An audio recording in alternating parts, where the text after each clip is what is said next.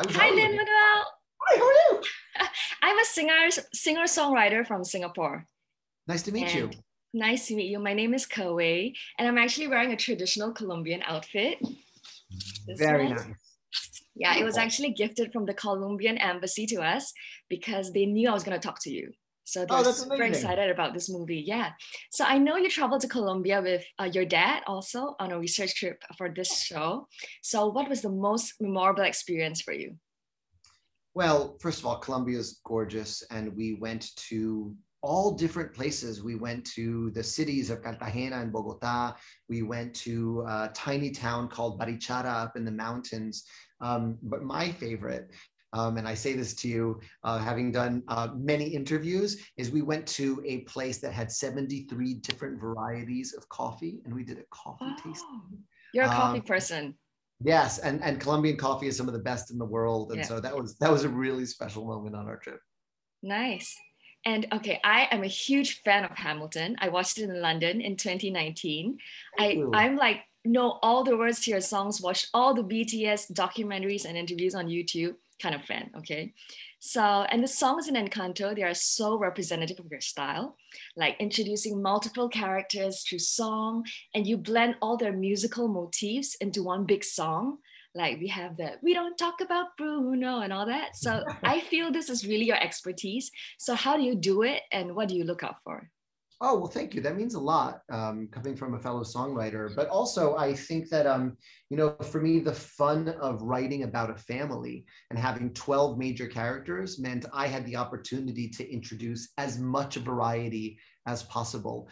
Because Mm, when you write a musical score, you're trying to find themes and find melodies that attach to certain personalities and the way they express themselves through song. And I'm glad you mentioned We Don't Talk About Bruno, because yeah. that was like the kind of song I feel like I haven't really seen in a Disney movie before, but I have seen in musicals. Yes. There's always that great moment at the end of Act One when all the characters are coming from different directions, and then all of their themes merge and intertwine. I'm thinking of One Day More from Les Miserables, or A Weekend in the Yes. Country from A Little Night Music, or even Nonstop from Hamilton, where Yes. you get to sort of smash all the themes together. And it was also an opportunity to give vocal and solo moments to characters that don't necessarily get their own solo songs. That's right. Yeah. So it was a great way to get to know more of the family, and in a way, in a sneaky way, because they're all gossiping about the family member who isn't there.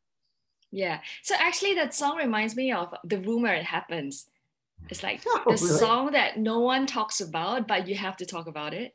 So it's got Yeah. that vibe too, like kind of like gossipy, mysterious. Yeah, I think the fun of that is, yeah, I wanted to kind of write a spooky gossip song, that Mm, notion of, and, again, the character I relate to the most in Encanto is Mirabel, because I think I'm the youngest in my family. And mm-hmm. when you're the youngest, you kind of fall into what invisible tripwires am I hitting that I didn't know that happened before I was born? Why Right. can't we talk about this in front of grandma? Why don't this auntie and this uncle talk to each other anymore? Oh, well, something happened 2 Christmases ago.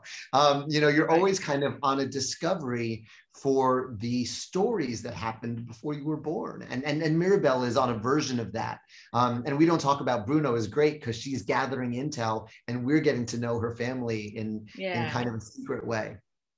So I also read that you came up with the name Bruno just so that you could sing Bruno, no, no. Is that true? And also, was that song was also animated in like a musical theater style with the characters singing to the camera as though they were the audience, right? So in the animation process, is it song first and then they draw to your melody and lyrics? And did you already have a vision of the visuals as you were writing the song and then you could share with the animators and literally like just help them along?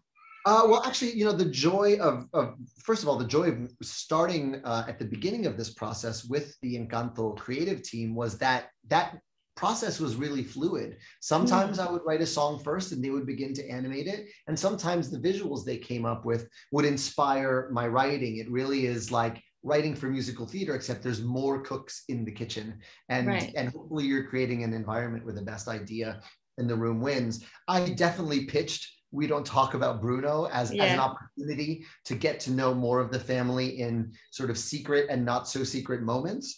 Mhm. But then the exciting thing, and you picked up on it exactly, was they hired an incredible choreographer to try this out on real bodies. And so they had to figure out, they had choreographers to help figure out how these characters moved, how they danced differently from each other. And this is the first time in an animated film where I watched live footage of dancers as we were writing the song and in the process of writing the song. So it was, I would write a little and then they would create something, and it was really back and forth. Wow. Okay. So my next question is, following the huge success of How Far I'll Go from Moana, how difficult was it to write another I Want song? So this time is Waiting on a Miracle, right? Yeah, it's always the hardest part of the process. You're so honored to get to write music for Disney. And for this song, you have to forget you're writing for Disney because it's too intimidating. You know, you've got the unknown, and you've got Let It Go, and you've got Part of Your World, and Out There from Hunchback of Notre Dame, and Reflection from Mulan. There are so many great I Want songs in the Disney sort of lineup. So yeah, it's probably the moment I threw the most songs at. And then what finally unlocked it for me, again, if you can forget about that and keep it out of the room while you're writing, the specificity of Mirabel and her journey is what finally unlocks it. And also the specificity of the fact that this is a story set in Colombia. You know, when we were there, we encountered this song form called the bambuco, which is sort of a Colombian waltz. It's in 3/4 time. There's an instrument called the tiple that's played during it. It's, you know, it's for guitars. And I had to shake out of my head, I don't need to write a pop anthem. I need to write the best song for Mirabel in this moment. And the moment I decided to lean into that waltz time and realize, oh, she's literally rhythmically out of step with the rest of her family. The rest of her family is 4 on the floor, and she's 1, 2, 3, 1, 2, 3. Then there was like a character reason to approach it differently. And then the song wrote very quickly. But I had to, but leaning into the specificity of Colombian folk music helped unlock that moment for me. But I also love how you always use technical aspects of songs, like even just minor keys, major keys, like key changes in songs to really draw out like the character, like the arc of the character. And in this case, it's the rhythm and the time signature. Yeah, thank you. No, mind blowing to me. Yeah, no, the rhythm, again, like a melody sits on 3/4 just differently, you know, and it's more unexpected, and it provided different rhythmic opportunities, and you know, I got, again, you always hope for a moment in the process where you stop writing what your character is supposed to say and your character starts telling you what she wants to say.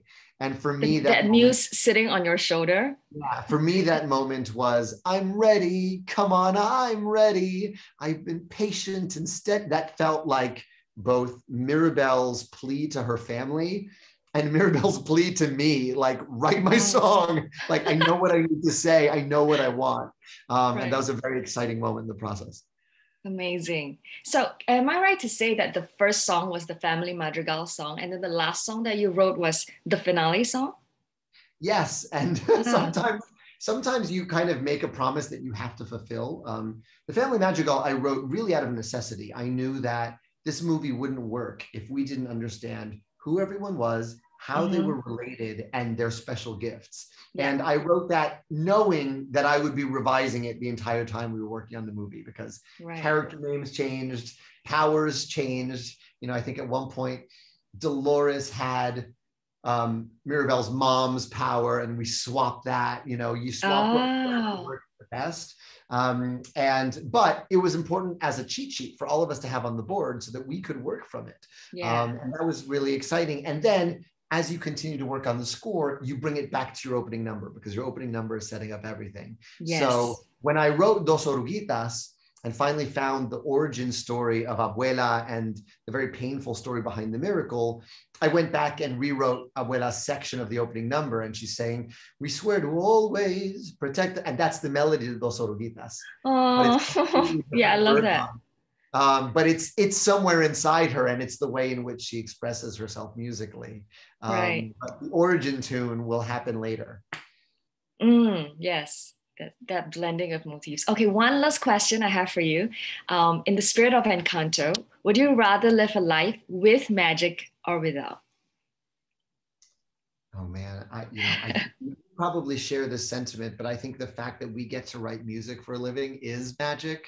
Um, I have written so many songs at this point in my career, and Mm-hmm, still where they come from is a mystery to me. I know a little better on how to start than I did when I was younger. I'm mm-hmm. better at revising than I was when I was younger, but there is still this magic lightning bolt element that happens sometimes. And the fact that we get to kind of work with magic and figure out how to wrestle it to our piano or to that blank piece of paper is the life I live in, and I'm so lucky to get to do what I love for a living. It's amazing. You know, I have a 4-year-old and he would just rattle off the first line of Hamilton. And it's so funny because there's Yeah. words like, Well, you know then you that know, your kids are your best beta testers. I had a yeah. 7-year-old and a 3-year-old in my house the whole time I was writing this. And if I catch them going, we don't talk about Bruno, I'm like, all right, that's good. Oh, And they're my first audience for something like yeah. this. What sticks, right? Yeah. Thank you so much. I'm running out of time. So thank you so much for this sharing. Thank Hope you. to see Same you to you. in It's wonderful person to soon. talk to you. Thank you. See you Thank in you. person.